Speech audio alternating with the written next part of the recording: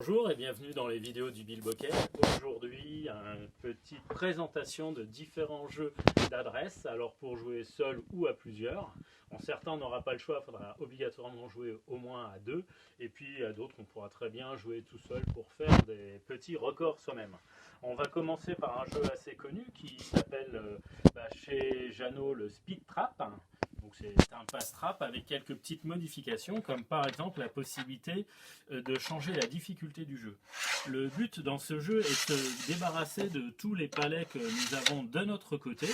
Donc il n'y a pas de tour de jeu, on joue aussi vite qu'on souhaite. Le premier qui a envoyé tous les palets de l'autre côté gagne la partie.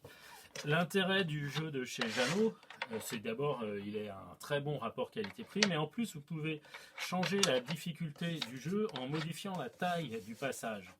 Donc évidemment si je mets les deux pegs comme ça, il y a la place juste pour passer un des palets, alors que si je le passe comme ça, on a vraiment une grande largeur, donc beaucoup plus de facilité. Normalement la partie se fait en 3 manches gagnantes. Donc vous avez de quoi marquer les points sur les côtés et une petite pochette pour ranger le tout à la fin. De chez Jeannot aussi, un jeu que l'on peut faire seul ou à plusieurs. Donc il y a un intérêt, c'est que vous avez plusieurs règles de difficulté croissante et qui vous proposent, avec les différents accessoires du jeu, différents objectifs. Donc on peut jouer déjà simplement seul à essayer de marquer le plus possible de points. Quand un disque tombe à un endroit, s'il touche une cible, on marque les points de la cible. Alors ça peut être des points négatifs comme des points positifs. Après, vous avez la possibilité aussi de décaler le heurtoir de manière à pouvoir... Alors, ne me faites pas confiance, je suis nul à ces jeux-là. Tac, de pouvoir viser les côtés, et le but du jeu ici étant de faire le tour pour arriver par ici, hop, pour marquer des points. Comment ça je triche? Hop là, alors je suis du mauvais côté aussi, hein. Voilà, ça fonctionne. Tout à l'heure on a fait un 100 en passant par là. Donc vous pouvez lancer par exemple 2 dés qui vous donnent un objectif de points, vous définissez en combien de coups vous devez les atteindre et vous marquerez des points en conséquence. Vous pouvez aussi fonctionner plus avec du hasard, tirer 3 petits marqueurs au hasard. Hop là, j'en ai attrapé 2 que vous allez placer ici. Il en faudra un troisième, il est de l'autre côté. Et donc ce sont les couleurs à atteindre pour réussir à gagner. Donc le vert va se trouver ici ou là. Et donc vous aurez le orange, le rouge et le jaune ici. Toujours un petit sac pour ranger le tout. Et un excellent rapport qualité-prix. Donc sont présentés dans ces boîtes-ci chez Jeannot. Tac.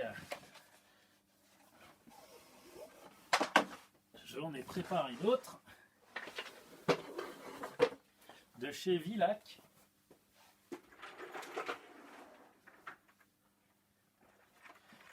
Nous avons alors c'est du 4 en 1. C'est-à-dire que sur chaque côté du plateau, vous allez avoir 2 jeux différents. Donc ils vont appeler bowling et curling. Parce que le principe va être toujours autour de ces 2 mécanismes de jeu. Soit de ce côté-ci, soit de l'autre côté. Donc là on va commencer par exemple par le curling.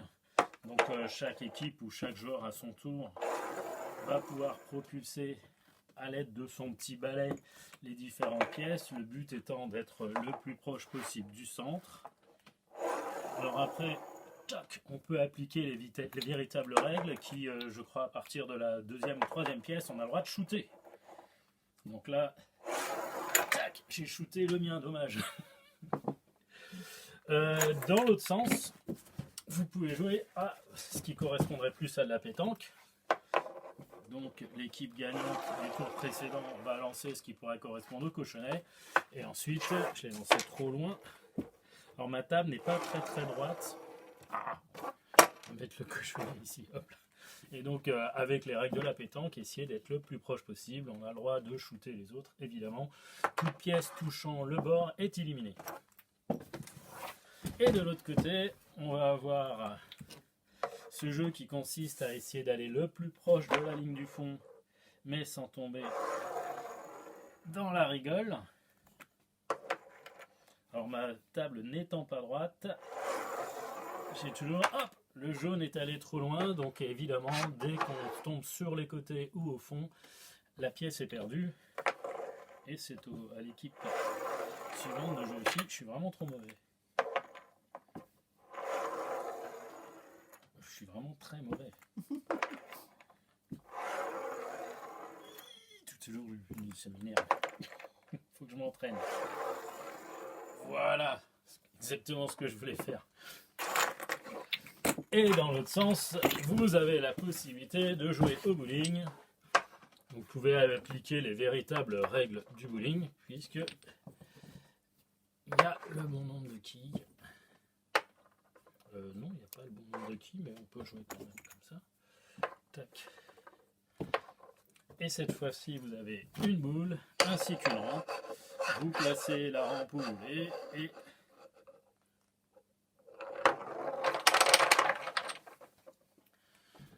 donc évidemment par rapport au bowling auquel on jouerait en salle, c'est un petit peu différent. Il faut enlever soi-même les quilles. Et là, ça va être chaud. Hein. Je suis pas sûr de. Donc voilà, ce jeu avec 4 possibilités. Tout en bois, recto verso, très jolie fabrication.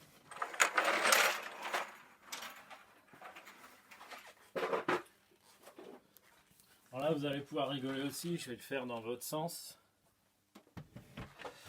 Une nouveauté de chez Brio, le Trick Shot, je crois qu'ils l'ont appelé. Trick Shot Game. Donc cette fois-ci, vous avez plusieurs possibilités. Vous avez des pièces ici que vous allez pouvoir placer à différents endroits et qui servent en même temps. On peut la mettre là, on peut la mettre plus haut. Qui servent en même temps à ranger les billes et à les maintenir quand le jeu est rangé. Ensuite, ici, un heurtoir que vous pouvez déplacer, incliner comme bon vous semble. Alors à l'envers, je ne garantis encore moins les choses, donc vous pouvez tirer plus ou moins fort sur le ressort de manière, voilà, c'est bien ce que je pensais, de manière à viser où vous le souhaitez. Donc quand on se loupe, la bille revient de ce côté-là, et si on est meilleur que moi, je vais y arriver, hein. Peut-être que je vais le prendre dans mon sens. Hein. Toc. Oui, mais alors, là, on va s'apercevoir que je n'ai plus d'excuses et je suis pas meilleur pour autant. Les gens qui me croient adroit quand ils m'ont vu faire du yo-yo ou diabolo, détrompez-vous, je suis pas adroit du tout, mais je m'entraîne beaucoup. Là, je ne suis pas assez entraîné, visiblement. Ça m'énerve. Là-bas, il y a un tout petit trou. Yes! Donc là, je suis passé dans le 150 points, non même dans le 200, non le 150 points, et du coup, ma bille vient se mettre dans le 150 à cet endroit-là. Donc à la fin, il va juste falloir additionner les billes selon l'endroit où elles sont arrivées pour savoir qui gagne, qui perd. Donc vous avez à chaque fois pour jouer 5 billes. Ces petites pièces-là, on peut aussi les rajouter où on le souhaite. Vous avez pu remarquer que celle que j'avais mise était vraiment très étroite au niveau de l'ouverture, alors que d'autres ont des ouvertures plus grandes, voire même celle-ci a une petite roue.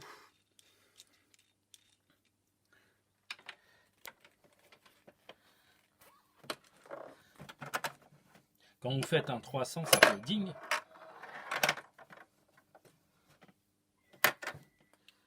Toc.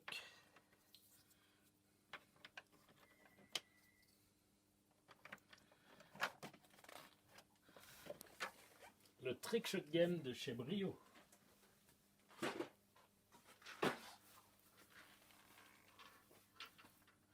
Chez Gigamic, nous avons le Clask. Alors le Clask, comment dire? Si vous souhaitez calmer vos enfants, ne les faites pas jouer à ça. C'est vraiment speed, mais il est génial ce jeu. C'est un jeu qu'un papa avait inventé pour l'anniversaire de son fils. qui se joue à deux face à face avec des aimants que l'on manipule par-dessous le terrain. Le problème dans ce jeu, c'est que le but, c'est le trou qui est ici. C'est pas comme sur un terrain de foot normal. Et dans ce jeu-là, on va plus souvent donner des points à l'adversaire qu'on va en marquer. Par exemple, si mon personnage tombe dans mon propre but, il fait un bruit qui fait en gros klax, le nom du jeu vient de là. C'est un point pour l'adversaire. Je ne peux pas dépasser la moitié du terrain. Si mon personnage va de l'autre côté et que je ne peux pas le récupérer, c'est un point pour l'adversaire. Et d'autre part, au centre, on va disposer au début de chaque manche 3 aimants, des aimants assez puissants. Si vous avez 2 aimants sur votre personnage, c'est un point pour l'adversaire. Et sinon, évidemment, je marque un point à chaque fois que j'arrive à propulser la bille dans le but de mon adversaire. Donc là, tout seul, ça donne pas grand-chose, forcément. Mais alors, je peux vous garantir que le jeu à 2, c'est chaud. C'est très chaud. Donc on commence toujours par là, hop, on fait un engagement, et ensuite on vient taper comme ceci. Donc l'idée aussi, ça va être de ne pas s'approcher trop de ces pièces-là, ou alors de les... Comme j'ai les noms dans la main, elles me suivent, c'est vraiment très puissant. Ce sont des aimants néodyne là-dedans, ça réagit très très vite. Si j'arrive à l'aide de la bille à déplacer les aimants pour les envoyer chez mon adversaire, ça fera qu'il y aura moins de risque pour moi de les accrocher. Il est vraiment pas droit le plateau. Enfin, c'est la table qui n'est pas droite. Du coup, la bille reste collée sur le côté. Donc voilà, on peut marquer des points comme ceci. Le Klask de chez Gigamic.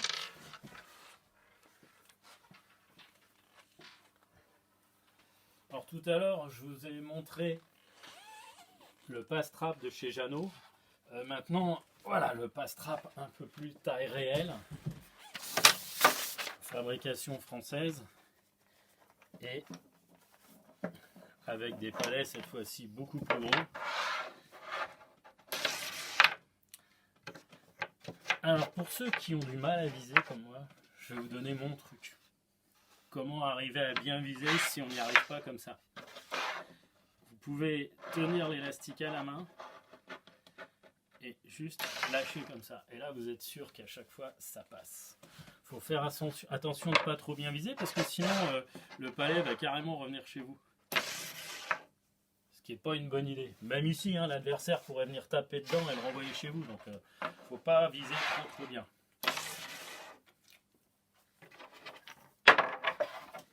Donc là, c'est vraiment le jeu originel, fabriqué en France, beaucoup plus grand. Là, par contre, il n'y a pas de possibilité de réglage ou quoi que ce soit.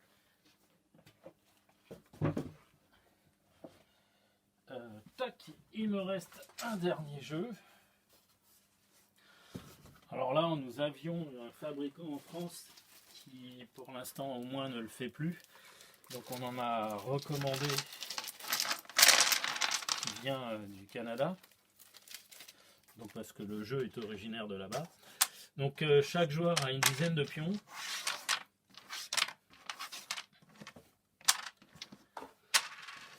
Le terrain doit être considéré un petit peu comme une cible de fléchette, puisqu'à la fin de la partie, on va marquer des points en fonction de l'endroit où se trouvent tous nos palets. Le centre, c'est 20 points, c'est automatique, on ne peut plus les perdre. À chaque fois qu'on a mis un palais au centre, on l'enlève du jeu, il rapporte 20 points à la fin. Et sinon, vous marquez un point à condition de ne pas toucher la ligne extérieure. À chaque fois que vous touchez la ligne extérieure, c'est la valeur inférieure qui compte. Donc pour jouer, votre palais doit forcément toucher la ligne extérieure et donc vous allez donner une pichenette pour essayer de viser de manière à avoir le plus possible de points. Par contre, quand un joueur a déjà joué, le joueur de l'équipe d'en face ou le joueur qui joue contre vous doit obligatoirement toucher votre palais pour que son coup soit valide. Là, malheureusement, Mon pion est resté au centre et le sien est repassé à l'extérieur. Mais de nouveau à moi de jouer, c'est-à-dire que maintenant je suis obligé de toucher celui-ci. Donc celui-ci est éliminé du jeu. Le mien est resté sur le plateau, rapport 10 points. C'est-à-dire que maintenant le joueur blanc peut soit viser celui-ci, soit celui-ci. Le risque, c'est... Voilà, donc là il est sorti, il est rentré, mais comme il est sorti, on l'enlève du plateau. Et ainsi de suite, on ne compte les points qu'à la fin. Donc il n'y a pas besoin d'être très bon pour s'amuser à ce jeu-là. Je sais que je suis un piètre joueur de carom, le billard indien. Mais par contre, à celui-là, je m'éclate vraiment beaucoup. Je crois que c'est tout ce que j'avais prévu. J'en ai pas oublié. Non. Non, je vous ai tout présenté ce que nous avions pour ce soir. Donc je vous souhaite une bonne soirée.